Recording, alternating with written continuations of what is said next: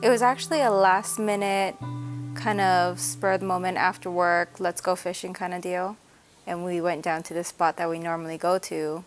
I hooked up to a fish and I was reeling him in, fighting the fish away from the side and pushed me into the water. So I was just panicking. I ended up in the water because I actually saw the wave knock him off and I was kind of like hanging on the side of the cliff with the rope. I tried a few times. I got onto the rocks, but then I just got pounded right back off and then sucked down. Got all cut up, started bleeding. After trying to get back on the rocks a couple of times, and we realized that the waves were picking up and it wasn't going to happen. We were going to try to make it onto the beach at Waipio. Then it was nighttime and it was pitch black and we couldn't see anything and nobody knew we were there. I just was treading water. My hand just hit a stick and I grabbed the stick. And it kept us together.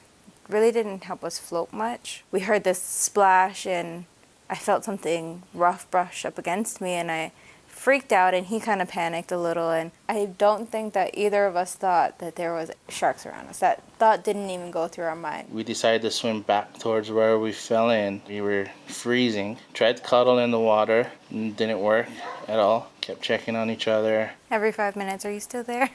Someone's coming. Yeah. And we just were staring towards Hilo, just waiting for the sun for a long time. When I saw the sun come up, I was kind of like, this isn't a dream, like this is not good, we're still here, we're still in the water. I remember we saw the tour helicopters. He kept saying, you know, don't get excited, like don't waste your energy and get excited because they might not be even looking for us. It's just one of those perfect mornings, really. Took off out of Kona on one of our normal flights, and it was just a glassy, perfect day on the water. There wasn't any wind caps. Kind of as I swing out off the shoreline, I kind of catch a white dot out in the water off my right side. It just stood out for some reason. What it initially caught my eye was the big black shape swimming under the water. I mean, here's this big old shark. I mean, I've seen a lot of tigers, and this is substantially bigger than most of them that I see. And it's splashing, so I'm thinking, oh, maybe it's a whale or a dead dolphin and there's something feeding. So I mean, I saw 3 sharks when I first came in. Kind of noticed, it's like, wait, this doesn't look right. And that's when I picked out arms and legs, you know, and side by side and the white splashing. I was like, oh my gosh, that's people. At that point, it was like, do I call 911? Who do I call? And I actually, I called our chief pilot at Paradise. Koji was right there, and Koji was like, hey, got you in sight. And I kind of flew off towards Waipio.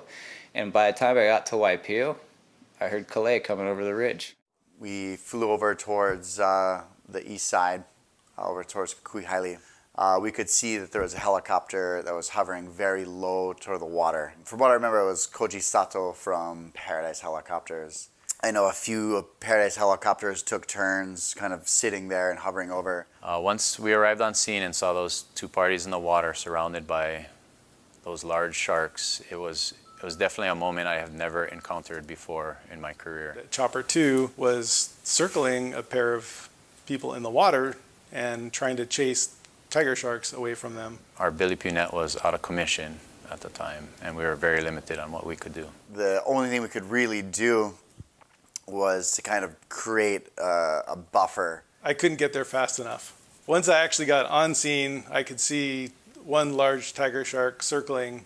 So I deployed the rescue net, the Billy Pew, tried to get them both into the net. The pilot was kind of yelling at us both to like, hurry up and get in. There were 2 sharks. One was circling and the other shark was beneath them, just staring at them, maybe 5 feet beneath them. I mean, we were out there. We were far out there. We didn't realize how far out there we were until we were, you know, in the air.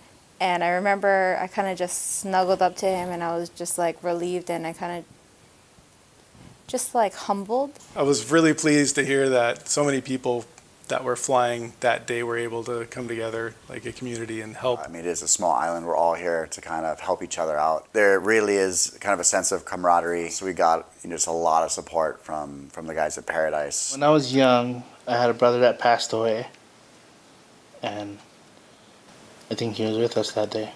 Our angels were working overtime.